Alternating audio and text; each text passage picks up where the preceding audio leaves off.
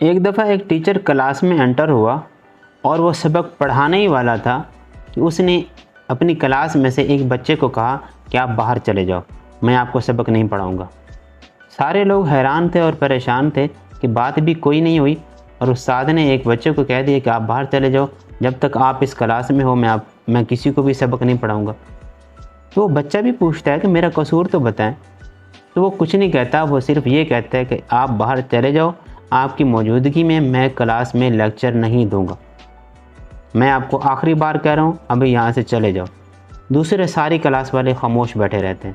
اور وہ خاموشی سے وہ بچہ جو ہوتا ہے باہر نکل جاتا ہے۔ اس کے بعد استاد اپنی کلاس سے مخاطب ہوتا ہے اور کہتا ہے کہ آپ سبھی لوگ جانتے تھے کہ اس کے ساتھ زیادتی ہو رہی ہے، لیکن آپ میں سے کسی نے بھی اس زیادتی کے خلاف پروٹیسٹ نہیں کیا، احتجاج نہیں کیا، کیونکہ قومیں اسی طرح سے برباد ہوتی ہیں جب ہم ایک دوسرے کی فکر چھوڑ دیتے ہیں۔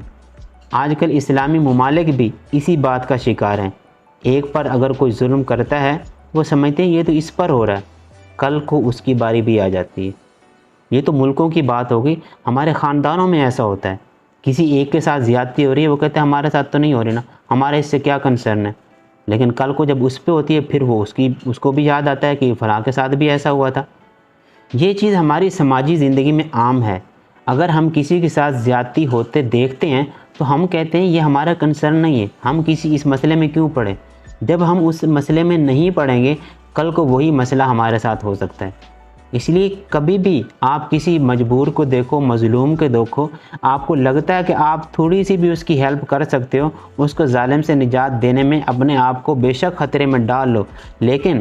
ظلم کے خلاف کھڑا ہونا ایک بہت بڑا جہاد ہے اور بہت بڑی نیکی ہے۔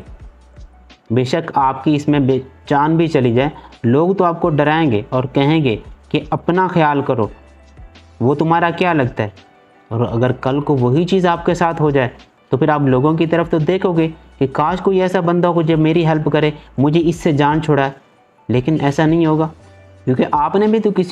کسی پر ظلم ہوتے دیکھا تھا اور آپ اس کو اگنور کر کے چلے گئے تھے نا۔ تو اسی طرح سے جب بھی آپ دیکھیں کہ کسی کے ساتھ ظلم ہو رہا ہے تو کبھی بھی اپنے آپ کو وہاں سے بچا کے نہ نکلے، کیونکہ کل وہی بات آپ کے ساتھ بھی ہو سکتی ہے، آپ کے خاندان کے ساتھ اور آپ کے پیاروں کے ساتھ بھی ہو سکتی ہے۔ جتنا جلد ہو سکے ظلم کے خلاف کھڑے ہونا سیکھیں، یہی اصل جہاد اور یہی بہت بڑی نیکی ہے کہ انسان دوسروں کے کام آنے میں سب سے پہل کرے اور ظلم کے خلاف اٹھنے میں سب سے جلدی کرے۔